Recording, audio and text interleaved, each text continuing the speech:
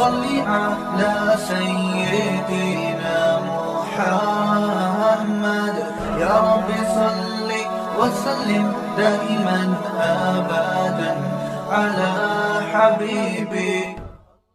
کسی پہ اعتماد نہ کیا کریں. ہمارے حضرت فرمایا کرتے تھے جب رات کو سوتے ہیں نا تو اپنا بٹوا اپنی جیب میں رکھیں یا لاکر میں. اعتکاف میں بھی ہیں آپ, تبلیغ میں بھی ہیں.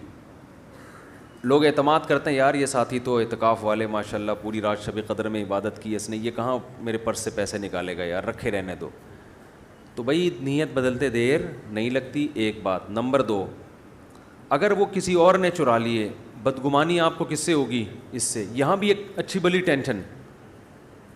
تو لاکر بنوائیں, ہر گھر میں لاکر ہونا چاہیے. ہر چیز بینک میں نہیں رکھی جا سکتی, لاکر ہر گھر میں ہونا چاہیے. اور آپ کا پرسنل لاکر ہو جس کا پاسورڈ آپ کی بیوی کو بھی معلوم نہ ہو. سمجھتے ہو؟ کسی کو معلوم نہ ہو. یہ میں اس لیے کہہ رہا ہوں کہ پھر بعض دفعہ چوری ہوتی ہے تو شک بیوی پہ جانے لگے گا. شیطان میاں بیوی کو لڑوانے میں بہت بڑا کردار ادا کرتا ہے. ایسا کام کیوں کرتے ہو کہ آپ کے دل میں بیوی کا شک پیدا ہو جائے بیوی کے بارے میں کہ یار اس نے تو نہیں چروایا, کیونکہ ایسا نہ ہو آپ کو پتہ ہے کہ پاسورڈ اسی کو معلوم ہے تو اس نے نہ چوری کروایا ہو. جب آپ کو پتہ ہے میرے علاوہ کسی کے پاس پاسورڈ نہیں ہے تو آپ بدگمان نہیں ہوگے اگر چوری ہوتی ہے اپنے گھر والوں سے. سمجھتے ہو کہ نہیں سمجھتے؟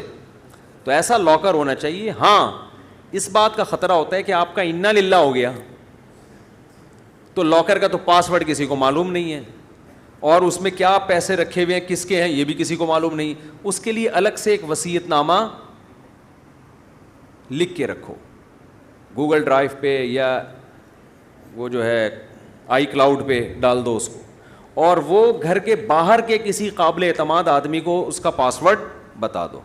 گھر کے باہر اس لیے کہ اس کا گھر میں آنا جانا نہیں ہے, چوری کا ایسا نہ ہو گھر کے ہی بندے کو بتا دیا تو وہ پتہ چلا پھر وہی مسئلہ ہو جائے گا. تو گھر کے باہر کسی بندے کو بتا دو کہ یار میرا اگر انا للہ ہو گیا تو یہ میرا لاکر ہے, یہ پاسورڈ ہے, اور وہ قابل اعتماد ہونا چاہیے. اور اس میں بھی 2 آدمیوں, ایک نہ ہو. ایک کے بارے میں پھر بدگمانی ہو سکتی ہے یار ہمارے ابا نے اس کو جانشین بنایا تھا پتہ نہیں یہی نہ کھا گیا ہو. تو 2 آدمیوں میں امکان کم ہوتا ہے کہ یہ کھائے گا تو دوسرا منع. تبھی تو قرآن نے 2 مردوں کی گواہی کا کہا ہے نا. تو 2 آپ کے وہ قابل اعتماد. میں نے اپنے سارے معاملات اسی طرح کیے ہوئے ہیں.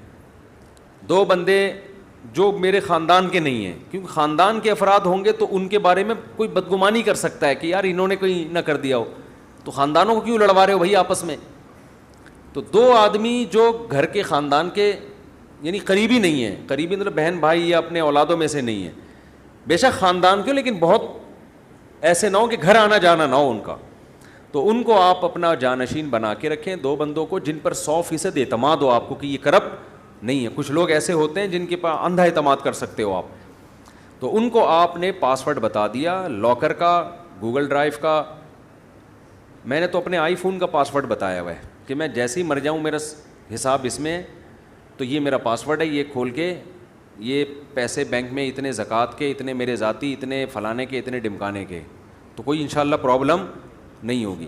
تو اس طرح جو ہے, اسی طرح لاکر کا بھی اسی میں بتایا ہوا ہے ایک فولڈر میں کہ لاکر میں یہ چیز رکھی ہوئی ہے, یہ چیز اس کی ہے, یہ فلاں کو دے دینا, فلاں کو دے دینا.